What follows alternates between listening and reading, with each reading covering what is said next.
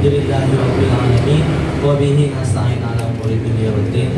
Wassalatu wassalamu ala asyrofil anbiya'i wal mursalin sayyidina wa habibina Muhammadin wa ala alihi washabbihi amma ba'du. Alhamdulillah, pada kesempatan kali ini kita masih bisa bertemu di tempat yang insyaallah penuh barokah di Simposium Center. Dan ini memang agenda mingguan dari Komunitas Simposium, di mana sekarang sudah pertemuan ke 190 dari diskusi simposium. Selamat datang, salam juga semoga tak tercurah limpahkan dari Rasul besar kita Nabi Muhammad SAW, karena berkat syafaatnya kita bisa menikmati ilmu, menikmati indahnya ilmu yang saat ini kita rasakan. Kesempatan kali ini saya kebagian materi perihal Martin Heidegger ya, Martin Heidegger tentang fenomenologi ontologi. Menarik ketika kita membahas soal Martin Heidegger, terlepas dari hal-hal yang membuat dirinya sendiri eksis dari berbagai kisah-kisah romantismenya dan semacamnya seperti itu. Kita awali mungkin dengan kenalan dulu ya dengan Martin Heidegger. Martin Heidegger itu lahir di Black Forest, Jerman pada tanggal 26 September 1889 dari pasangan Heidegger double G. Heidegger, ya, Heidegger, dari pasangan Friedrich dan Johanna Heidegger. G-nya 2 ya. Heidegger.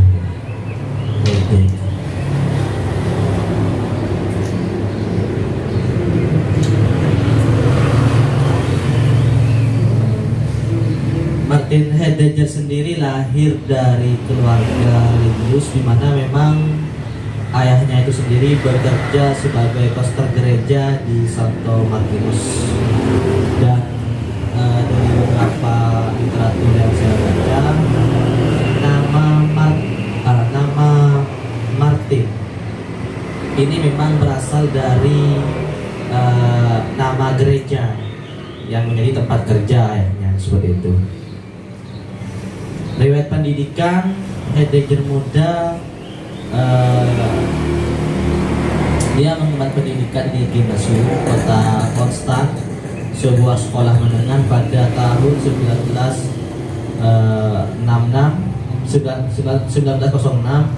Pada 1909 meniti karir kependetaan, masuk sebagai novisial serikat Yesois di Tesis, dan dia hanya bertahan sekitaran 2 minggu misalnya.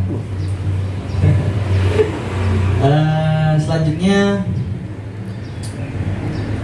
dia pendidikannya pindah ke kota Freiburg, dan di sana memang dia itu membangun fondasi kokoh ketika belajar di Universitas Freiburg perihal fenomenologi. Dan pada 1913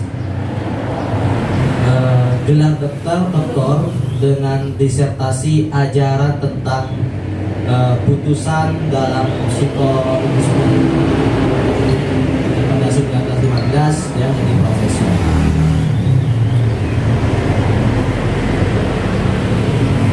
Heidegger menulis teori Descartes tentang kategori-kategori makna di bawah bimbingan Heinrich Rickert.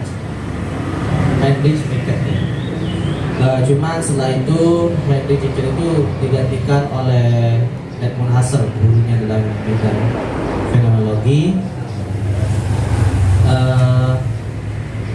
dan mengangkat Heidegger sebagai asli. Karena Husserl itu sendiri melihat bahwa memang Martin Heidegger itu dilihat dari cara dia dalam proses pelajaran itu memang termasuk mahasiswa yang juga aktif. Jadi maksudnya mengangkat dia sebagai asisten dosen seperti itu.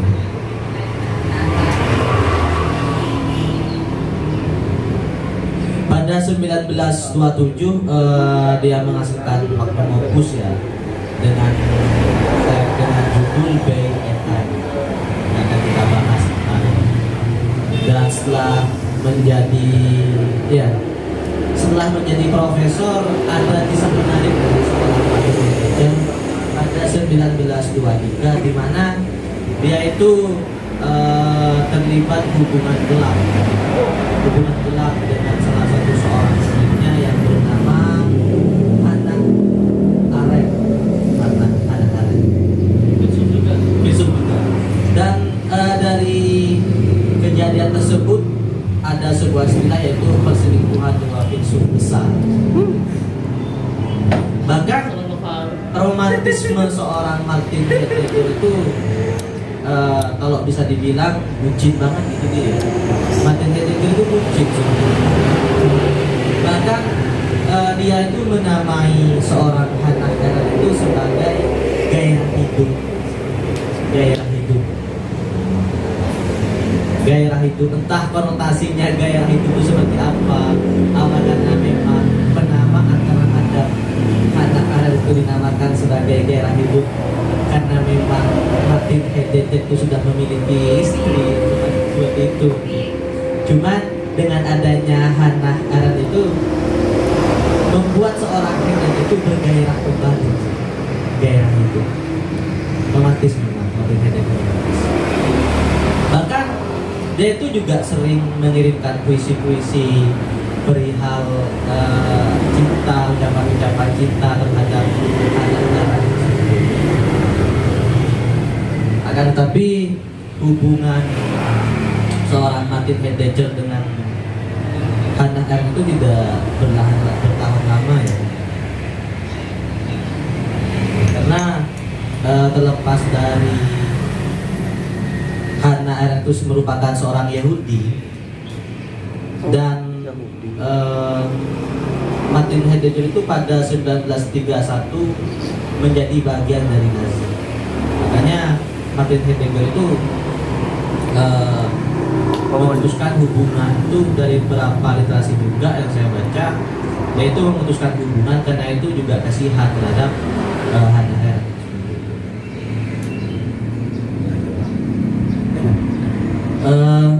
Setelah 1931 tersebut, pada 1933 Martin Heidegger diangkat sebagai rektor, cuma tidak bertahan cuma sampai 10 bulan. 10 bulanan dia menjadi seorang rektor dan akhirnya dia juga harus turun karena memang situasi politik dan situasi politik di sana memang tidak baik-baik saja.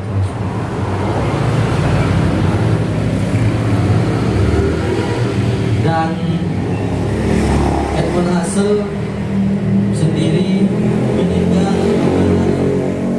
pada 26 Mei 1926 pada usia 86. Jadi perjalanan hidup seorang Edmund Husserl itu mungkin yang menjadi yang menjadi contoh bagi murid-muridnya, seperti halnya Sartre juga. Ada juga sebenarnya Martin Heidegger itu bukan cuma dengan Hannah Arendt, ada sebenarnya, cuma saya lupa. Playboy. Ya seperti itu. Mungkin lebih efisiennya waktu kita langsung terhadap konsep fenomenologi ontologi dari seorang Martin. Ini ada beberapa rumusan ya nanti yang akan saya rumuskan, soalnya memang agak aleng-leng awal perihal pemikiran Bay and Time dari Martin Heidegger. Spring Bay. Ya, Jadi nanti kita akan Berpuasa. dibawa oleh Martin Heidegger itu bagaimana kita itu menjadi seorang manusia yang otentik. Wow. Bagaimana sih kita menemukannya? Menemukan diri kita yang sebenarnya, menjadi diri kita yang manusia otentik sebenarnya. Oke, Itu otentik. sudah. Hah? Enggak, nanti di crop. Oh, Enggak bagus kalau Being and time. enggak. Bener Mas Faruk kayak gitu. Iya. Selaku Being and time. Dimana di sini ada klasifikasi ya, ada istilahnya Dasein, desain. ada Mil Desain.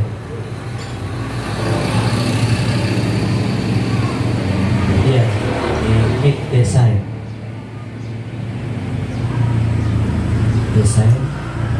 Dan ada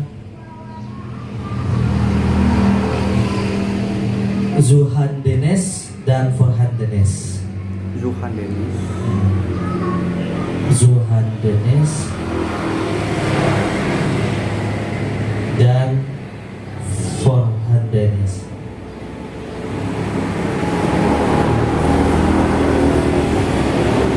Kita mulai dari Dasein. Yang dimaksud Dasein itu seperti apa? Seperti itu. Dasein ini merupakan sebenarnya diri kita sendiri. Atau mungkin sederhananya, Dasein ini bersifat terbuka dan memberikan pemaknaan pada ada hubungan Dasein dan ada. Jadi bagaimana dalam proses menjadi Dasein ini menjadi otentik ya, menjadi diri kita sendiri. Dan di sini tiga-tiganya ini nanti akan melewati yang namanya fase aks. Apa yang dimaksud aks? Aks itu merupakan kegelisahan eksistensi. Jadi setiap seorang yang ingin menjadi desain, menjadi manusia yang otentik, pasti nanti akan melewati ini, kegelisahan eksistensi. Ini menurut Martin Heidegger. Jadi tidak heran ketika kita itu dihadapkan dengan berbagai hal-hal yang menguji eksistensi kita sendiri. Karena memang atau mungkin istilah kegelisahan eksistensi itu merupakan sebuah taruhan, kalau saya bilang sebuah taruhan. Bagaimana ketika kita mampu melewati masa kegelisahan eksistensi ini, kita akan menemukan jati diri kita sebagai seorang manusia. Jadi manusia yang otentik. Seperti itu. Ya. Dari kegelisahan eksistensi ini nanti ada klasifikasi lagi. Jadi manusia itu akan dihadapkan dengan istilah yang pertama yaitu masa lalu, yang kedua masa kini, dan yang ketiga yaitu masa depan. Jadi tidak dari beberapa klasifikasi tersebut manusia akan melewati masa tertentu. Kegelisahan kita pada masa lalu itu merupakan sebuah faktisitas. Nah, selainnya faktisitas. Jadi semisal kita dilahirkan sebagai kita dilahirkan dari Madura, kita dilahirkan menjadi orang Madura, itu merupakan sebuah faktisitas. Jadi ketika kita mengangan-angan kenapa ya saya itu tidak dilahirkan di Inggris, nanti kan ketika kalau saya lahir di Inggris otomatis saya akan jadi bule seperti itu. Nah di sini jadi tantangan bagi kegelisahan eksistensi itu sendiri. Dan memang memang di masa ini, di masa lalu ini, di faktisitas ini berhadapan langsung dengan fakta-fakta yang mungkin kita sendiri tidak bisa menentukan fakta-fakta tersebut.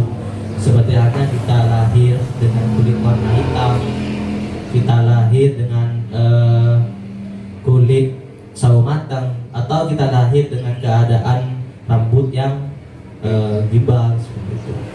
Itu merupakan sebuah fakta, sebuah faktisitas.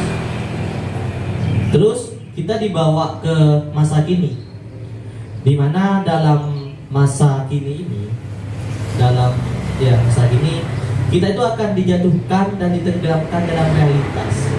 Jadi kita sebagai seorang diri kita akan diuji pada masa yang sedang kita rasakan. Kenapa saya sekarang seperti ini? Kenapa kok sekarang saya seperti ini, bukannya seperti itu? Kenapa sekarang kok saya bisa seperti ini, kok tidak seperti itu? Itu merupakan sebuah tantangan dari waktu masa kini tersebut. Jadi hal-hal yang menjatuhkan dan menenggelamkan realita kita itu sendiri ada di masa sekarang ini, masa kini. Dan bisa dengan hal tersebut diri kita tidak bisa saja tidak eksis karena adanya masa kini gitu. Karena kegelisahan tersebut. Dan yang terakhir yaitu ada masa depan. Saya dulu ya, saya akan lagi.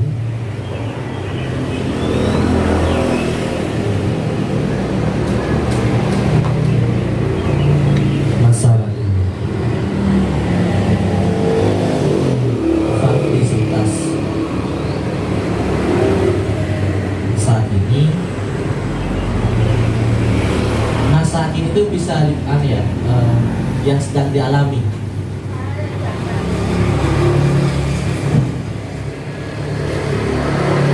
Jawabannya ini ya perihal jatuh dan tenggelam dalam realitas.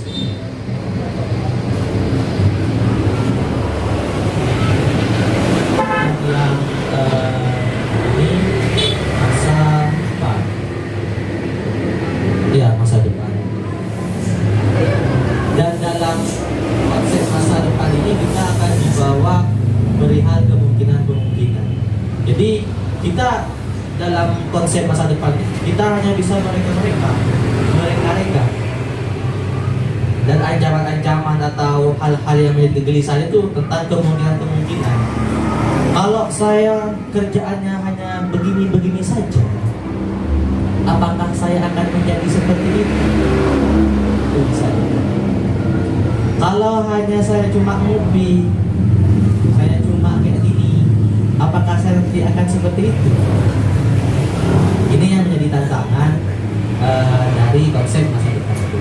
Jadi kegelisahannya itu kita dihadapkan dengan kemungkinan. Semisal masa depan kan ya.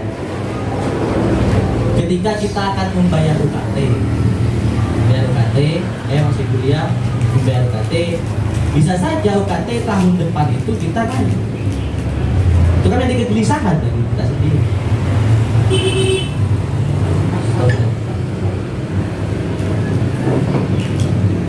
Menjadi kegelisahan bagi kita sendiri, sehingga dari hal tersebut kita mau bagaimana coba? Kita mau demo gitu, polisinya jahat-jahat gitu kan. Kita mau gimana perihal UKT? Ini dihadapkan dengan beberapa kode etik dan semacamnya. Itu yang menjadi tantangan dari masa depan itu sendiri.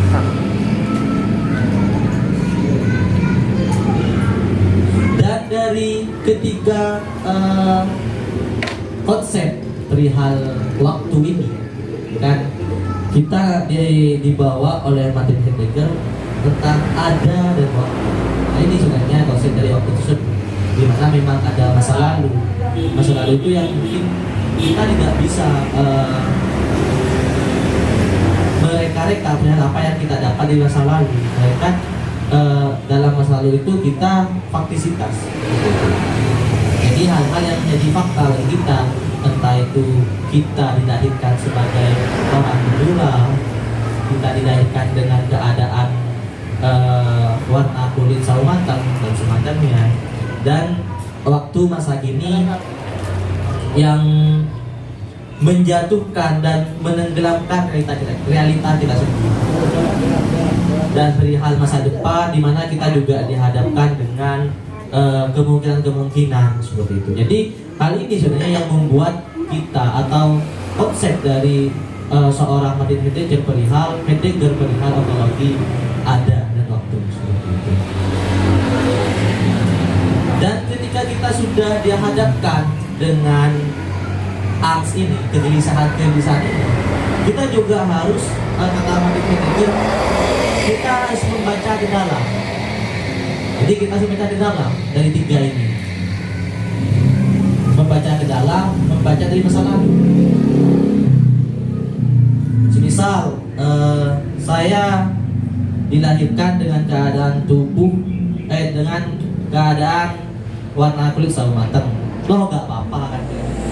Semisal saya dilahirkan dengan keadaan warna kulit sawo matang, saya bisa memperindah bentuk tubuh saya dengan game, dengan olahraga dan semacamnya. Gitu. Dan ya, dan ketika kita sudah melihat ke dalam, melihat kembali terhadap sebuah faktisitas, dan setelah kita melihat terhadap terhadap ke dalam perihal masa lalu tersebut, kita bisa melahirkan sebuah kemungkinan eksistensi.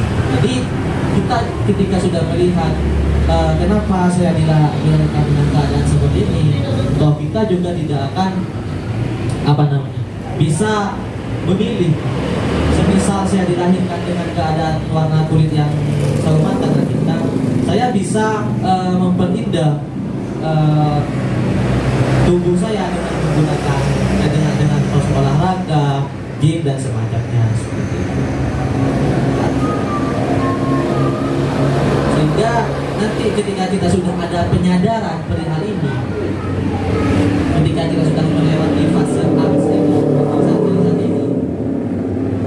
kita bisa memilih. Di mana di sini ada tiga. Yang pertama kita bisa ada memang yang pertama itu forehead. Apa yang nanti kamu lakukan? Forehead. Apa yang ada di kepala kita?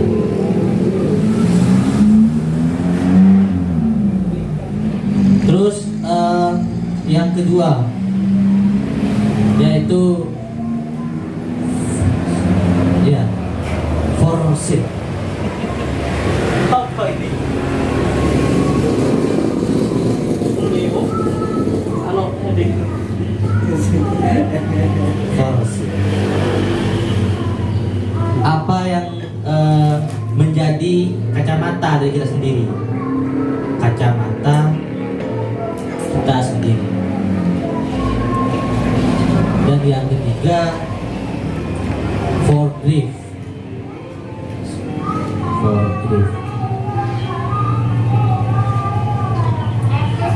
Dan apa yang ingin kita pilih? Apa yang ingin kita raih? Forgive. Yang kedua ini forsake.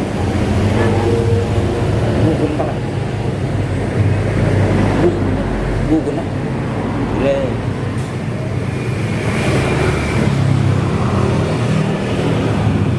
Dan ketika kita sudah dihadapkan dengan pilihan-pilihan ini, seperti akhirnya ada tiga ya. Semisal saya katakan tadi, kita lahir sebagai orang Madura. Jadi kita juga bisa melihat, bisa memilih apa yang akan kita raih. Semisal kita orang Madura mungkin juga bisa menjadi seorang presiden, orang Madura juga bisa menjadi seorang menteri, orang Madura juga bisa menjadi seorang Guru. DPR. Itu berdasarkan apa yang mereka pilih, apa yang ingin mereka raih for grief-nya. Sehingga nanti ketika sudah ada kejelasan perihal apa yang menjadi kegelisahan eksistensi dari seorang tersebut, sudah melewati masa angst, masa kegelisahan eksistensi tersebut, nanti orang tersebut akan sampai terhadap istilahnya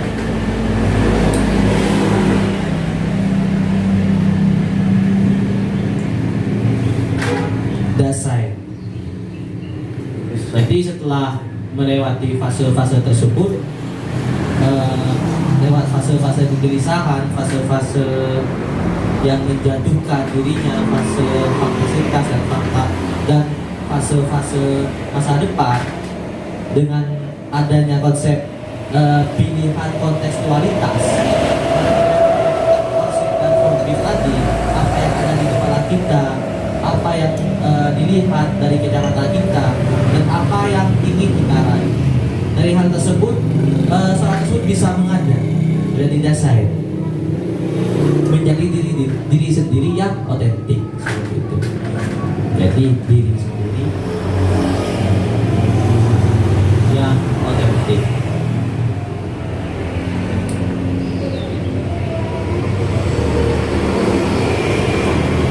Mungkin simpelnya kayak gini ya. Ketika kita dibawa oleh Martin Heidegger menjadi seorang yang otentik atau essay, Berarti kita akan dihadapkan dengan beberapa kegelisahan. Yang pertama, kegelisahan faktisitas, di mana kita dihadapkan dengan keadaan kita sendiri, keadaan di masa lalu. Kita lahir sebagai kita dilahirkan dari suku Madura. Bukan tidak mungkin kita menjadi seorang presiden, bukan tidak mungkin kita menjadi seorang menteri, tidak. Cuma nanti kita bisa dengan melihat dalam atau mungkin refleks diri sendiri, bagaimana kita menemukan jati diri kita lewat jatuh tenggelam dan realitas dan berbagai pilihan-pilihan yang menjadi tantangan bagi kita sendiri lewat adanya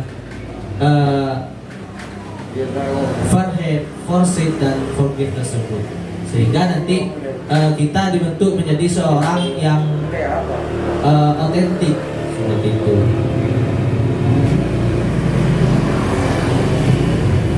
Ya mungkin cuma itu dari saya beri. Oke. Pemikiran Heidegger ini adalah salah satu pemikiran yang tentunya membuat kita sulit untuk menemukan jawaban atas kegelisahan-kegelisahan dari hakikat yang ada di dunia ini. Dan tidak sedikit orang juga merasakan bahwasanya pemikiran Heidegger ini kita akan dibawa ke fantasi, ke daerah sub-sub pemikiran di mana hal itu sangat cenderung dalam tanda kutip itu membingungkan, karena pemikiran Heidegger yang titik fokusnya lebih berkaitan kepada ada itu bukan seperti ada yang kita pahami selama ini. Misalnya ketika kita melihat sebuah objek, kita melihat secara indrawi bahwa objek tersebut ada. Sejauh ini kita maknai seperti itu, tapi maksud Heidegger itu lebih jauh dari itu. Bahkan lebih kompleks. Bahkan ada itu diubah sangat tuntas seluruh-tuntasnya oleh Heidegger. Bagaimana konsep ada mengada pada dirinya sendiri, for itself, dan sebagainya.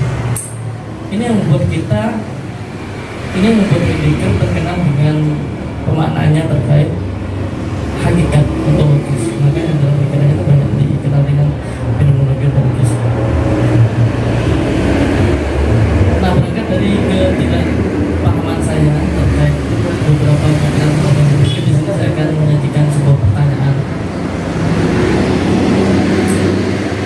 apa yang membedakan antara ada pada dirinya sendiri dan ada dalam dirinya sendiri, atau ada untuk dirinya sendiri dengan ada dalam atau pada dirinya sendiri? Karena kalau kita berpikir tentang kaum eksistensialis, sabda Heidegger itu sangat dikenal dengan being itself and being for itself. Itu sebenarnya yang perlu kita lebih sedikit seperti itu. Karena menurut saya sendiri ini sedikit kebingungan juga terkait maknai hal ini.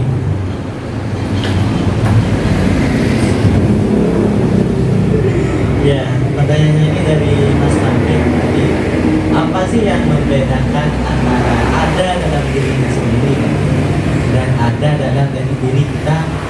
Untuk dirinya sendiri dan pada atau dalam diri. Untuk diri kita sendiri. Untuk diri sendiri. Ya. Mengacu terhadap sebuah konsep dari seorang Martin Heidegger perihal ada, karena memang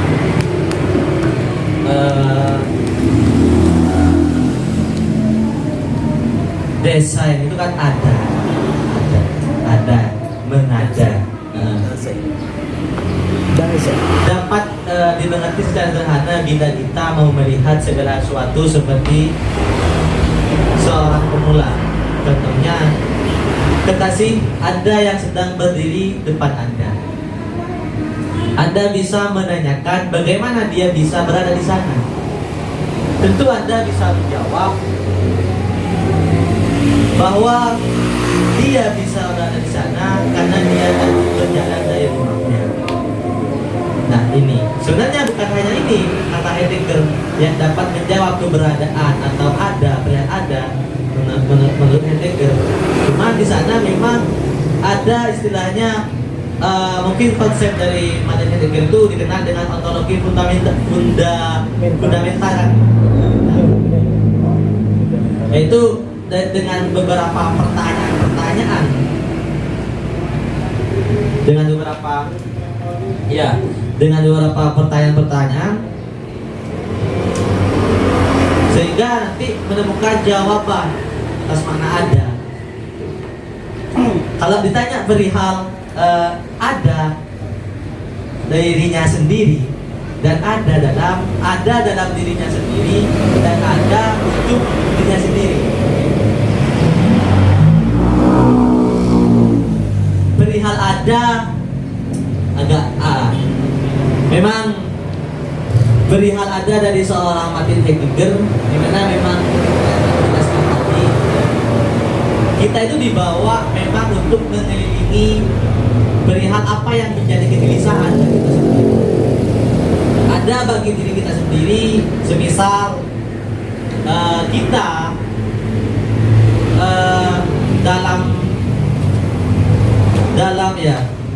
dalam konsep apa ini kan? Dalam konsep faktisitas atau masa lalu, keberadaan kita yang mungkin kita sendiri tidak bisa menentukan keberadaan kita itu sendiri. Kita dilahirkan dari suku Madura, kita dilahirkan dengan IQ yang seperti ini, kita dilahirkan dengan kecerdasan yang mungkin di bawah rata-rata, atau mungkin memang dilahirkan dengan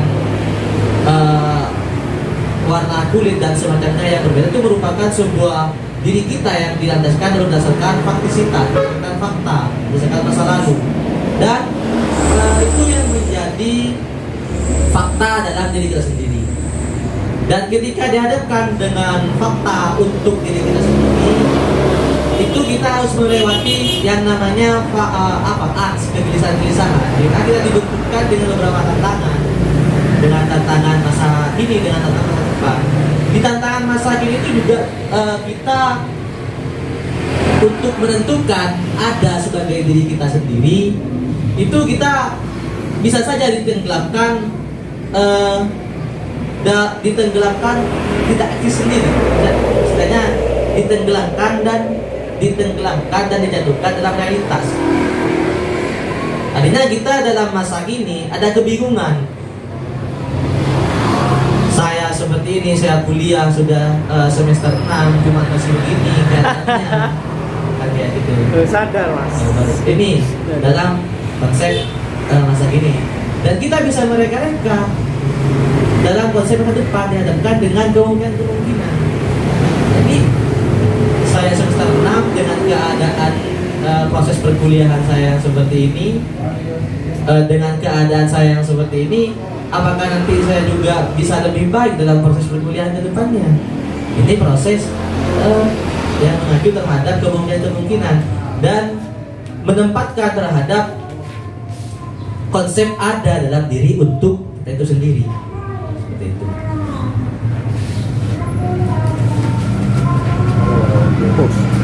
Ya. Jadi memang kita dibawa berfantasi oleh Martin Heidegger perihal waktu juga yang menjadi titik penting dari ontologi dari seorang Martin Heidegger, di mana kita juga harus melihat ke dalam, kita juga harus bisa refleksi terhadap apa yang menjadi faktisitas yang menjadi masa lalu bagi kita sendiri. Mungkin kita dilahirkan dari keluarga yang mungkin kurang perekonomian ke bawah. Cuma di situ bukan dijadikan alasan sebagai kita untuk tidak eksis. Kata Martin Heidegger.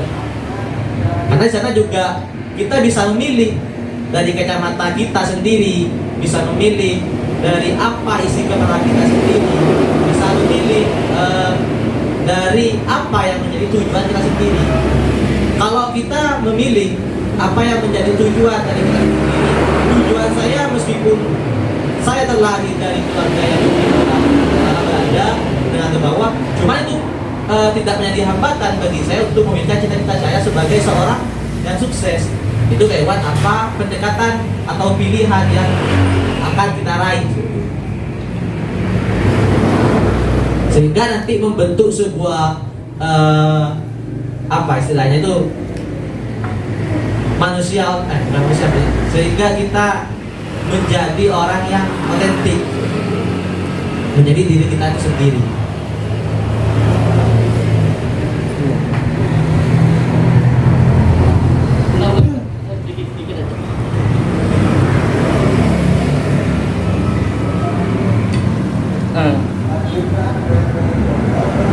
Faktisitas itu titik tolaknya berangkat dari sebuah keadaan masa lalu atau sebuah ketelemparan itu sendiri. Karena setahu saya faktisitas itu adalah sebuah ketelemparan kita ke dunia yang baru dalamnya ada masa lalu. Apa gimana? Ya.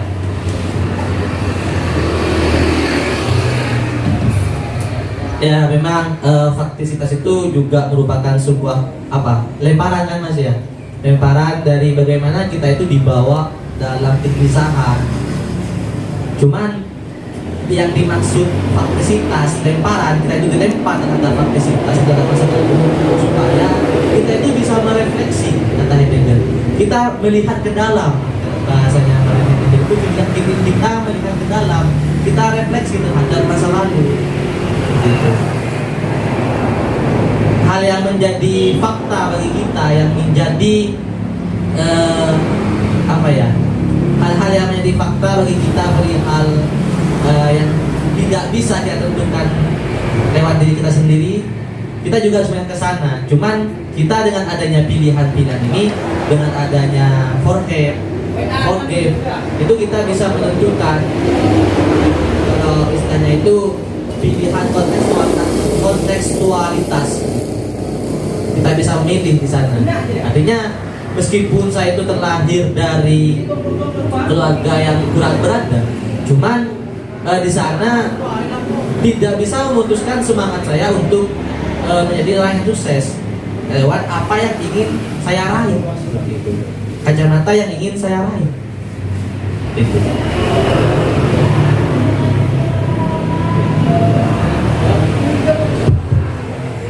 Bismillahirrahmanirrahim. Mungkin sebelum pertanyaan, nggak apa-apa ya kak, menanggapi dari pertanyaannya sampean perihal untuk diri sendiri dan ada dalam diri sendiri.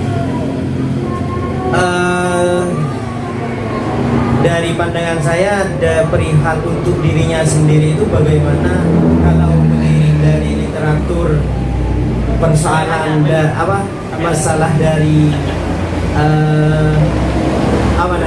Martin Heidegger itu lebih terhadap bagaimana manusia itu ya itu tadi being of reason kan? Tapi lebih ke adab terhadap akal budinya itu ketika persoalan ada untuk dirinya sendiri, berbeda dari yang namanya ada pada dirinya. Nah inilah yang menjadi persoalan terhadap Dasein itu sendiri. Dasein dari bahasa Jerman yang artinya ada kan seperti itu. Nah saya rasa dari pemikiran Heidegger ini harus ada kritik mungkin ya.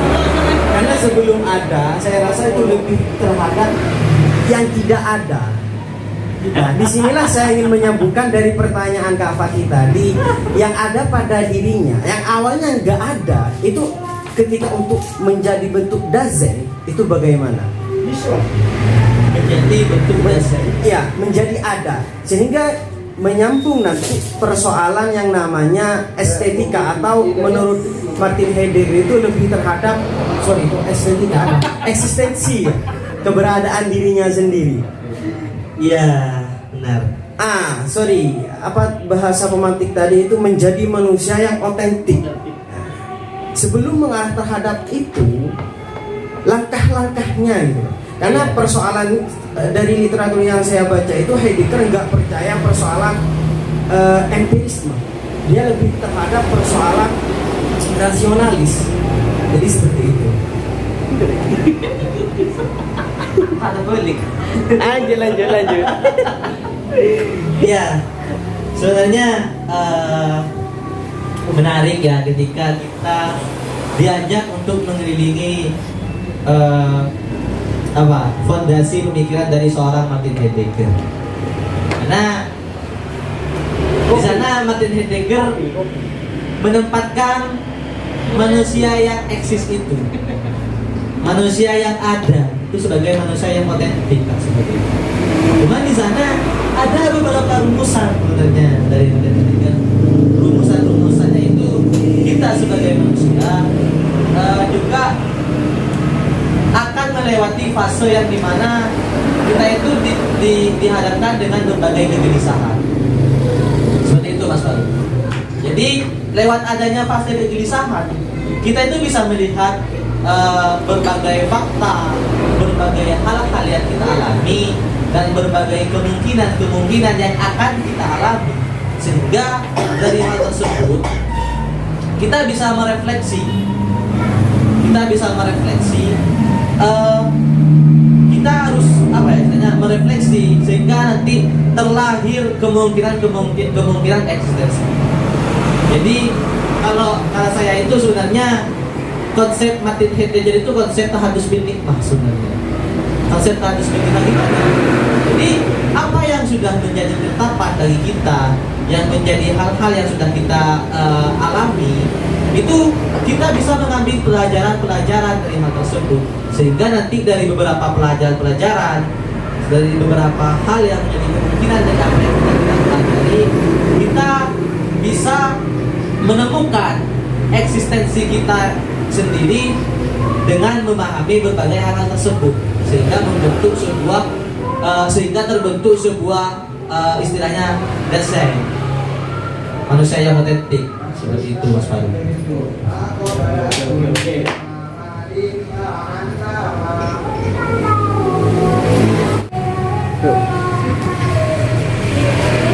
Semua merespon pernyataan dari Farid tadi terkait pernyataan yang mengatakan bahwa hidup ini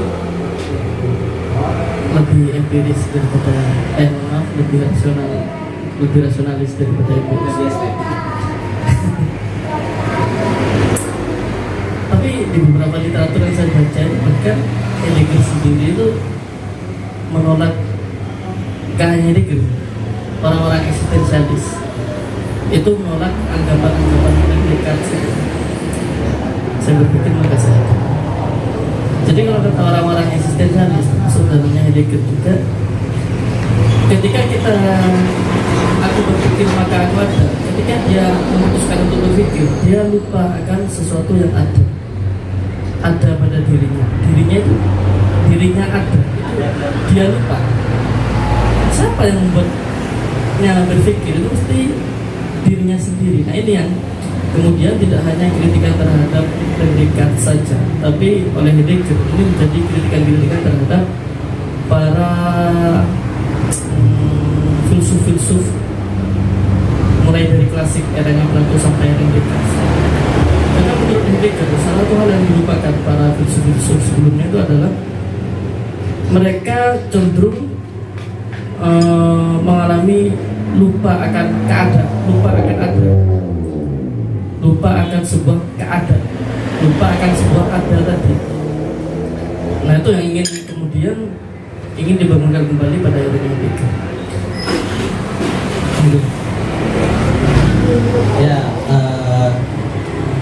Ya, seperti apa yang dikatakan oleh Mas Fakih tadi, memang suatu kritikan dari seorang Martin Heidegger terhadap René Descartes itu sebetulnya yang dikatakan oleh René Descartes, jika saya berpikir maka aku ada, jika aku berpikir maka aku ada. René Descartes sendiri cenderung merupakan ada sebagai dirinya sendiri, ada dia yang merupakan ada yang berada di dalam dunia itu sendiri. Itu yang dikritikan dari seorang Heidegger terhadap Descartes dalam konsepnya perihal jika aku berpikir maka aku ada. Dan memang cenderung kata Heidegger tidak melihat apa yang terjadi ada menuju dirinya sendiri, apa yang ada dalam dirinya sendiri, sehingga itu yang dikritik pedas terhadap Descartes perihal aku ada maka aku berpikir seperti itu. Oke. Ada ini tadi.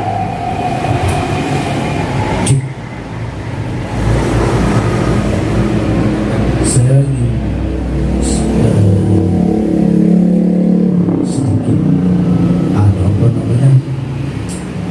menguraikan terkait memahami dalam fenomenologi ontologi tentang ada. Sebaiknya saya ingin perlu rumusan rinci atau keterangan rinci terkait ada itu sendiri dalam Heidegger, dan kemudian bagaimana ada itu menuju ketiadaan dan ketiadaan itu ada.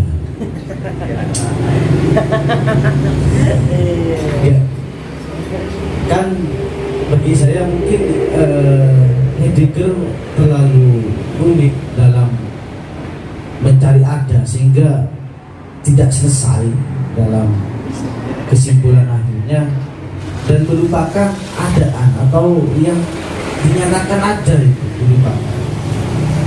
Itu saya. Karena yang saya pahami ketiadaan itu juga ada, dan ada itu juga dapat dipahami dengan ketiadaan. Misal yang gak ada hari ini siapa? Pak Risti atau Mas Ali, tapi ada kan? Kan gak ada yang gak ada di sini, tapi ada gitu. Nah, maka di luar itu baik and time itu gak mengikat akan adaan itu tersendiri, sehingga di luar faktisitas yang saya pahami tadi, keterlemparan kita di dunia itu istilahnya adalah nasib misalnya.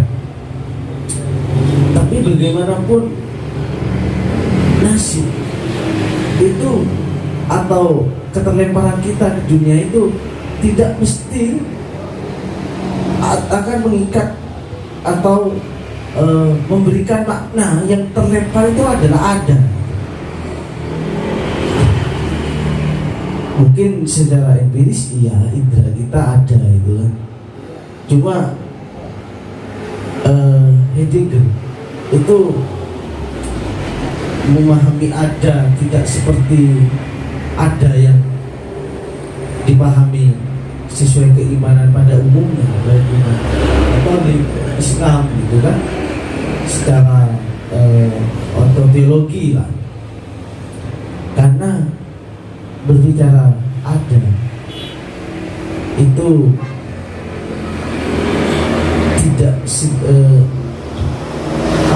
tidak harus selesai di adanya gitu. Harus adaannya itu harus yang ada, yang diadakan itu gimana gitu kan. Itu yang perlu saya sampaikan atau ingin saya tanyakan gitu. Bagaimana ketiadaan itu ada dan ada itu ketiadaan.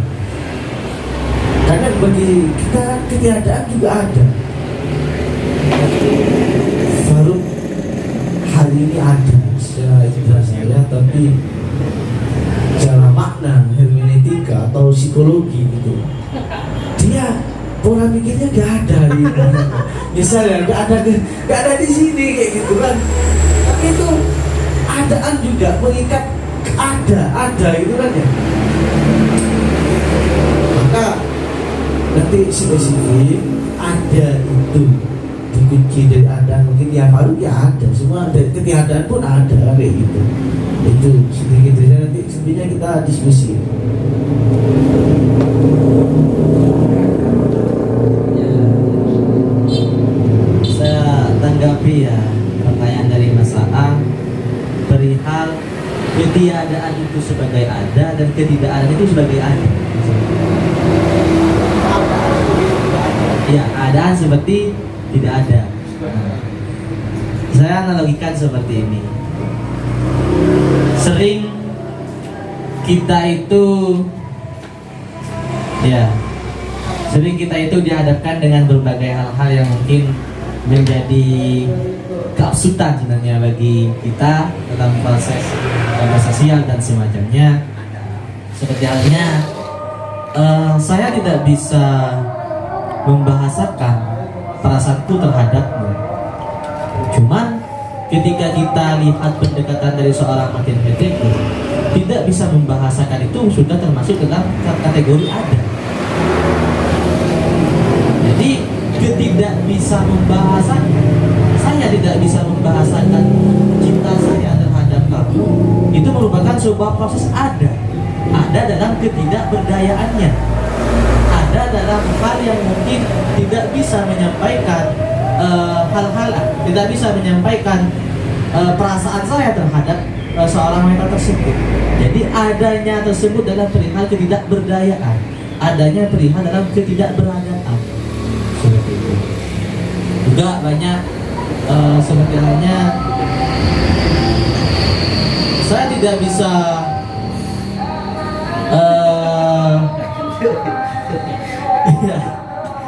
ini dijelimetkan dari ada dan tidak ada sebenarnya. Juga dihadapkan dengan kayak gini, bahasa seperti ini.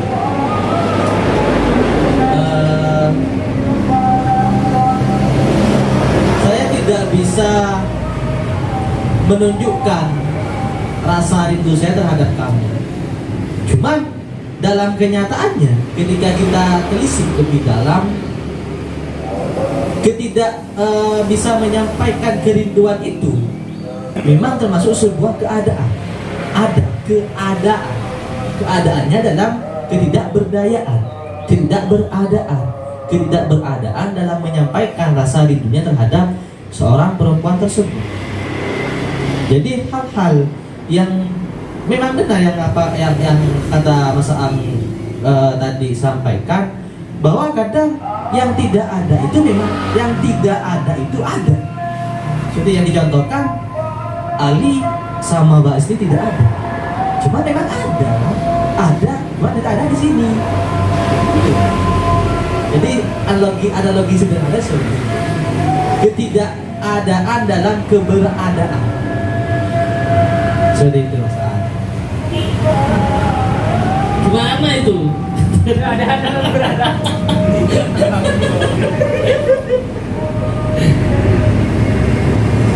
Karena gimana ya, ketiadaan itu adalah ada. Di situ saya belum menemukan dari referensinya Heidegger, atau mungkin saya kurang baca. Karena yang saya tangkap dari Heidegger itu ketiadaan itu bukan atau memang sebuah kondisi ada, tapi ketiadaan itu adalah kondisi yang tersembunyi. Istilahnya yang sering saya dapatkan yang tersembunyi. Dan apakah ketiadaan itu maksudnya juga apakah itu ada? Nah di sini sepertinya tidak. Karena kenapa? Karena yang dimaksud ada, terutama ada dalam dunia, being in the world, the sign, itu adalah ketika manusia merasa bahwasanya dirinya mau berada di dunia ini. Bukan ketika kondisi manusia tersebut merasa tidak berada di dunia ini atau dalam artian itu bukan manusia yang modern.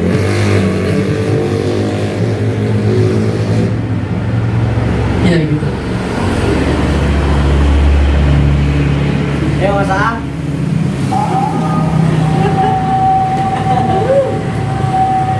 Makanya kan saya tanya di penelusuran rinci terkait Heidegger pada pemantik tadi mengenai ada gitu kan, biar kita nggak selesai di ada, karena ada itu ada ya, ada itu berarti adaan atau being atau ada apa namanya,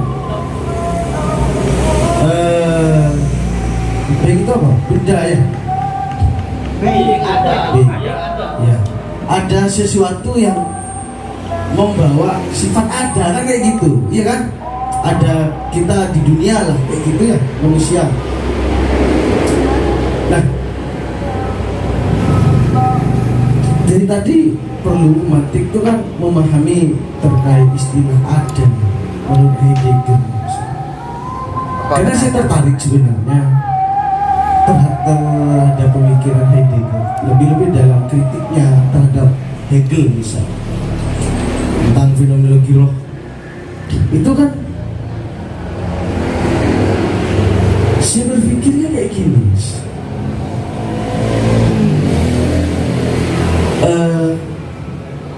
apakah ketiadaan itu adalah ada? Pertanyaan seperti itu. Dan apakah kan tadi kan ada bentrok ya, ada kayak clash ya, antara Pak Fakih dengan Mas Akbar misalnya, yang Mas Akbar membawa misi kata Heidegger dan itu dikritik ya, terkait ketiadaan itu ada, itu gak belum menemukan. Itu memang pemikiran saya bagaimana perlu rumusan rinci ada, karena ada itu diikat dengan yang diadakan itu apa itu. Iya, batasan-batasannya apakah ketiadaan juga masuk ada? Makanya pertanyaan saya, apakah ketiadaan itu juga termasuk ada gitu? Karena kan selama ini pemahaman saya ketiadaan itu juga ada gitu. Misal Pak Fakih kan jadi dosen di kelasnya Mas Duna, kan ketika di absen ya kan ada Stephen Nanar, Mas Ariel, kemudian Mas Fakih nanya gitu, yang gak masuk hari ini siapa? Dijawab ada Faruk, ada Risti, ada Ali, kayak gitu. Nah, ketiadaannya ada gitu kan, ditemukan kan ada kan, pemahaman kita kan selama ini seperti itu, walaupun dia tidak ada tapi ada. Jadi kan ketiadaan itu ada, analoginya kan seperti itu loh.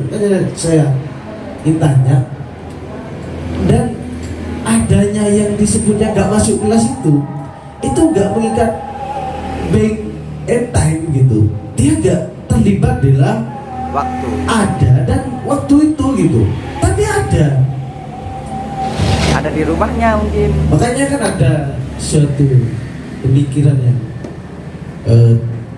agak sedikit Dari Descartes. apa namanya ya, umum ya, bahwa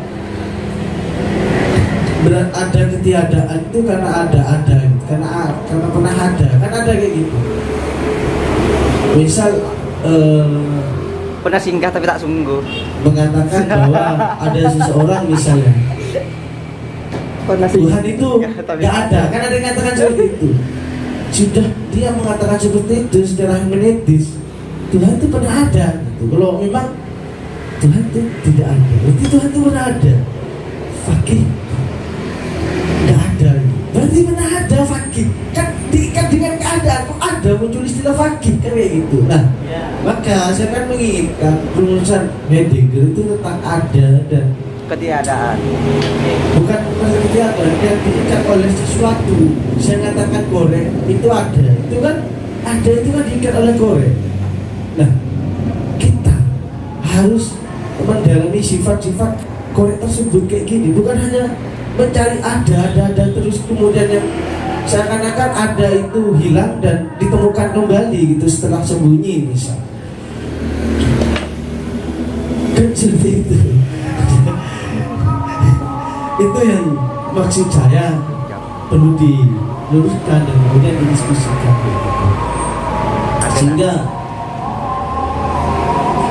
keterlemparan di dunia faktisitas itu menarik. Kenapa nggak pakai bahasa fakta, pakai bahasa faktisitas ya? Baru kali ini saya Mendengar. istilah wow gitu. Ya maksudnya kan pada umumnya kan pakai fakta. Ini tapi faktisitas berarti ada hal yang beda dengan bahasa fakta kayak gitu. Tidak harus disamakan, perlu berarti ada pendalaman yang mungkin lebih rinci atau lebih dalam terkait faktisitas tersendiri. Dan manusia ada, mungkin kalau pakai bahasa keimanan dan agama, manusia itu sudah terlahir dengan takdirnya kan kayak gitu ya. Bahasanya kan seakan-akan seperti itulah mudahnya. Dan manusia ada itu bersama nasibnya, mau kulit hitam, mau kulit putih, mau rambutnya ikal, mau kuning atau dan sebagainya, itu kan apa namanya, ada itu sendirinya. Hanya masuk di dalam ontologi Heidegger itu perlu dirinci lagi ya, nanti ketemu oh ini kritik Heidegger terkait pemahaman tentang ada filsuf sebelumnya. Kalau saya memang agak sudah lama apa namanya masuk pada atau mengikuti paham ontoteologi, atau sudah turun-temurun saya kan diberikan sesuatu atau secara folklore itu bahwa metafisik itu juga keberadaan gitu, walaupun sama Heidegger kan dapat kritikan gitu. Nah itu yang menarik, nanti biar lurus gitu. Kita menggunakan ada versi Heidegger kan ya, sehingga tidak perlu bawa perasaan dulu gitu. Saya jangan dijerumuskan pada psikologi dulu, apa perasaan rindu, cinta itu bagi saya dulu apa namanya Di minggu depan itu. nah, itu mungkin skip dulu bagi saya, nggak terlalu menarik untuk Dibahas. ada gitu. Karena saya sekarang hanya ingin meluruskan antara being and Time. Being and time itu karena selama ini saya sering dihadapkan pada fenomena antara yang ada itu tidak terikat oleh being and time itu sendiri. Ya, contohnya misal tadi, ya, masih kayak hari ini yang nggak ada Mbak Isti, Mbak Winda, Sofan ya, kemudian Ali kan dalam ketiadaan, tapi ada gitu. Makanya ditanya, karena ada, kayak gitu bos. Coba coba ketiadaan, nggak tanya, karena kan ditemukan sembunyi wes kayak gitu. Nah itu gimana Heidegger meluruskan hal seperti itu? Saya sama Raden ya 1 jam.